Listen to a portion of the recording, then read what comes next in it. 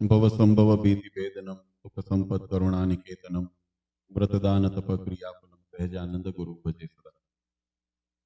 સર્વ અવતારી સર્વ કારણના કારણ ઈષ્ટદેવ ભગવાન શ્રી સ્વામિનારાયણ સંપ્રદાય દક્ષિણ વિભાગ અધિષ્ઠાતા દેવ વડતાલવાસી શ્રી લક્ષ્મીનારાયણ દેવ હરિકૃષ્ણ મહારાજ અમદાવાદ બિરાજમાન નરનારાયણ દેવ મોતી સહિત આપણા નિજ મંદિરમાં જેમનું આજે આપણે મૂર્તિ સ્થાપનાના માધ્યમથી પ્રગટપણું અહીંયા આગળ સ્થાપિત કર્યું છે એવા મંદિરમાં બિરાજમાન હરિકૃષ્ણ મહારાજ, લક્ષ્મીનારાયણ દેવ, નરનારાયણ દેવ, રાધાકૃષ્ણ દેવ, રામચંદ્રજી દાદા અને હનુમાનજી મહારાજ, ગણપતિજી દાદા અને સિદ્ધેશ્વર દાદાના દિવ્ય સાનિધ્યમાં આજની આ મૂર્તિ સ્થાપના મહોત્સવની સભામાં ઉપસ્થિત વાલા સર્વે સંતો, પાર્ષદો, શ્રીજીના લાડીલા ધર્મકુળ આશ્રિત વાલા સર્વે સત્સંગી હરિભક્તો, માનનીય આપણા જે એમપી અહીં આગળ વિશેષ સમય લઈને પધાર્યા છે એવા મહાનુભાવ, ઉપસ્થિત સર્વે ધર્મપ્રેમી સજ્જનો, મોક્ષભાગી જીવાત્મા, દરેક ભક્તજનોને અમારા હૃદયપૂર્વક જય સ્વામિનારાયણ.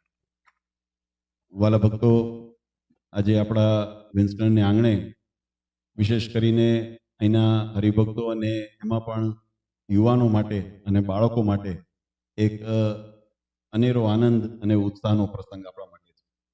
કારણ કે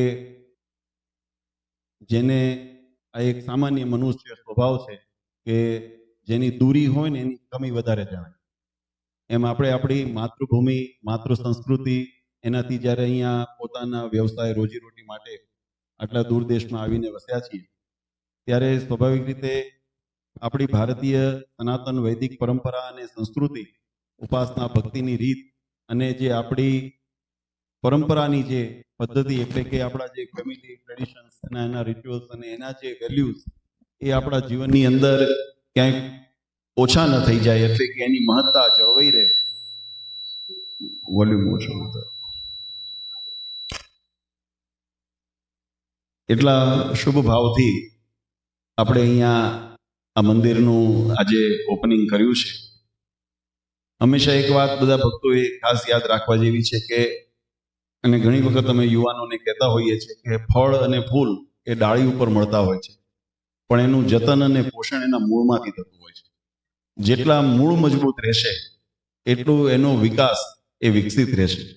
એમ આપણા જીવનની અંદર પણ આપણી જે સંસ્કૃતિ, આપણા સંસ્કારો એ આપણા મૂળ છે, અને એનું જતન જેટલું આપણે કરીએ એટલું આપણા જીવનની અંદર પ્રગતિ અને ઉન્નતિનો માર્ગ વધારે પ્રશસ્ત થાય.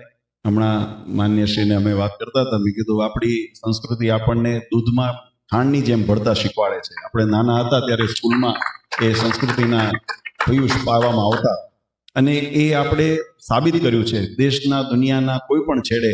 એમાં વિશેષ કરીને આપણા ભારતીય અને ગુજરાતી પરિવાર જ્યાં જઈને વસ્યો છે, જ્યાં કહે છે ને આપણે ત્યાં જ્યાં વસે ગુજરાતી ત્યાં સદાકાળ ગુજરાત, એટલે એ એનું વાતાવરણ, એ એના નિર્માણ એ થતું રહે છે. અને એ જ રીતે સંસ્કૃતિની ડાયવર્સિટીમાં આપણી જોકે ઇન્ડિયન ફિલોસોફી આનો ભવંતુ સર્વે સુખીના ભવંતુ સર્વે સંતુ નિરામયાની ભાવના લઈને, અને આનો બદ્રાણી પશ્યંતુ, let the noble thoughts come from everywhere, બધી જે સારી સંસ્કૃતિઓને આપણે સ્વીકારતા હોઈએ છીએ અને આપણે એની અંદર એ રીતે ઓતપ્રોત થતા હોઈએ છીએ.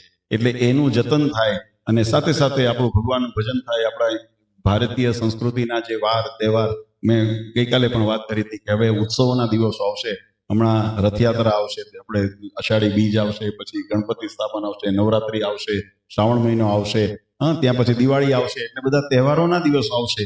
ત્યારે એવા પ્રસંગોની અંદર આપણને કંઈક આમ અધૂરુંપણું ન લાગે આપણા જીવનમાં કે અમે દેશ દુનિયાથી, આપણા ભારતથી અમે દૂર છીએ અને અમારે આ નથી અમે માણી શકતા. એટલા માટે આપણું આ મંદિર એ આધ્યાત્મનું કેન્દ્ર, એ સંસ્કારનું કેન્દ્ર આપણને પ્રાપ્ત થયું છે. અને જેમ આજે બધા ભેગા થઈને અહીંયા દિવ્ય સ્થાપના મહોત્સવ આપણે ઉજવ્યો છે, એવા દરેક આપણા સંસ્કૃતિના ઉત્સવો બધા સાથે મળીને અહીંયા ઉજવજો. અને જેમ માન્યશ્રીએ પણ વાત કરી, સંપ અને એકતા એ આપણું બીજ છે, અને એ રીતે આપણે હળી મળીને ખૂબ સુંદર સત્સંગનો વિકાસ થાય અને દરેકના જીવનની અંદર ભગવાન ખૂબ સુખ્યા અને પ્રગતિ કરે એવી ભગવાન શ્રી હરિના ચરણારવિંદમાં પ્રાર્થના કરીએ છીએ. વિશેષ સાંજના સત્સંગની અંદર સભામાં બધા વિશેષ લાભ લઈશું. એટલે બધા હરિભક્તોને પરમ પૂજ્ય સનાતન ધર્મ ધુરંધર 1008 આચાર્ય શ્રી અજેન્દ્ર પ્રસાદજી મહારાજ, અશોક ગાદીવાળા પૂજ્ય માતુશ્રી અને અમારા સમગ્ર ધર્મકુળ પરિવાર વતી ખૂબ ખૂબ શુભકામના અને આશીર્વાદ આપી મારી વાણીને વિરામ આપો. બોલો સ્વામિનારાયણ ભગવાન.